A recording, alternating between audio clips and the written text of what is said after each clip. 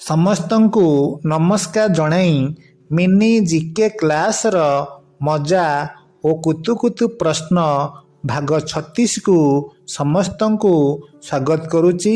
ପ୍ରଥମେ ଭାଗ 35ରେ ପଚରା ଯାଇଥିବା ପ୍ରଶ୍ନଟିର ଉତ୍ତର ଜାଣିବା।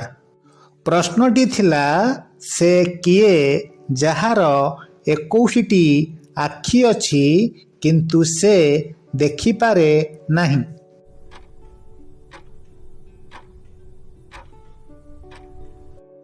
ଉତ୍ତର ଲୁଡ଼ୁଗୋଟି।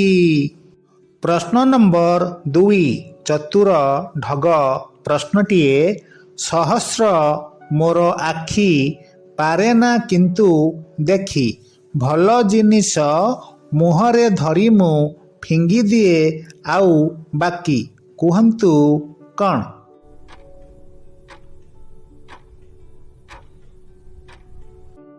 ଉତ୍ତର ଚାଲୁଣି।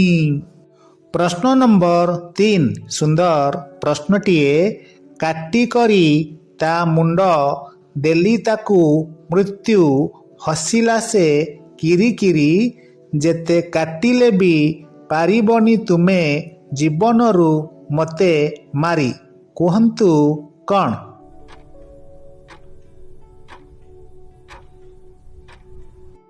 ଉତ୍ତର ନଖ। ପ୍ରଶ୍ନ ନମ୍ବର 4 ଢଗ ପ୍ରଶ୍ନଟିଏ, ଘର ଗୋଟିକରେ 12 ବଖରା, ଦୁଇ ବୋହୂଙ୍କର କଡ଼ା ପହରା, ଥିରି ଥିରି ଚାଲେ ସାନ ବୋହୂଟି, ବଡ଼ ବୋହୂ କିନ୍ତୁ ଚାଲେ ଝଅଟି, କୁହନ୍ତୁ କ'ଣ?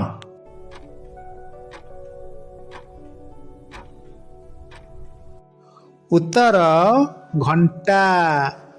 ପ୍ରଶ୍ନ ନମ୍ବର 5 ଆଉ ଏକ ଢଗ ପ୍ରଶ୍ନଟିଏ, 5 ମାଲିକର ଚାକର ମୁହିଁ, ଜିଭ 2 ଫାଳ, ସାପ ନୁହଁଇ, ହନୁ ନୁହେଁ ମୋର କାଳିଆ ମୁହଁ, ମୋତେ ନ ଜାଣିଲେ ପାଠୁଆ ନୁହଁ, କୁହନ୍ତୁ କ'ଣ?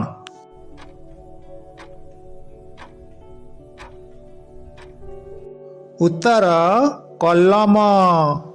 ପ୍ରଶ୍ନ ନମ୍ବର 6 ସୁନ୍ଦର ପ୍ରଶ୍ନଟିଏ, ହାତ ଅଛି ଗୋଡ଼ ନାହିଁ, ନାହିଁ ତାର ମଥା, ମଣିଷକୁ ଗେଇ ଦେଉଛି, ଏ କି ବିଚିତ୍ର କଥା, କୁହନ୍ତୁ କ'ଣ?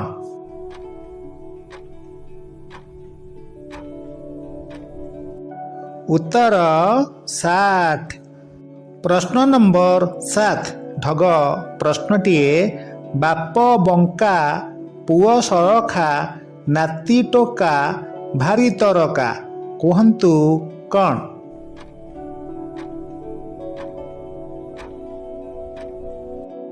ଉତ୍ତର ଧନୁ ଓ ଶର।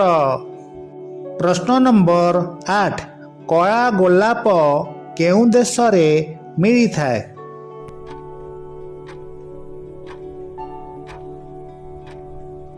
ଉତ୍ତର ତୁର୍କୀ। ପ୍ରଶ୍ନ ନମ୍ବର 9 କଳା ଘାସ ବଣେ ଧଇଲି ଚୋର, ନଖ ମୁନେ ତାର ହେଲା ବିଚାର, କୁହନ୍ତୁ କ'ଣ?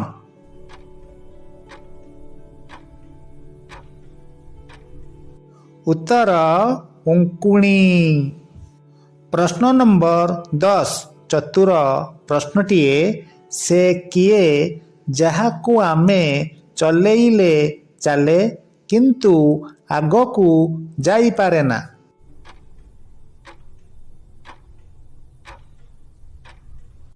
ଉତ୍ତରଟି ଜାଣିଥିଲେ କମେଣ୍ଟରେ ଲେଖନ୍ତୁ। ଏହାର ସଠିକ୍ ଉତ୍ତର ଆମେ ମଜା ଓ କୁତୁକୁତୁ ପ୍ରଶ୍ନ ଭାଗ 37ରେ ଜାଣିବା। ଧନ୍ୟବାଦ।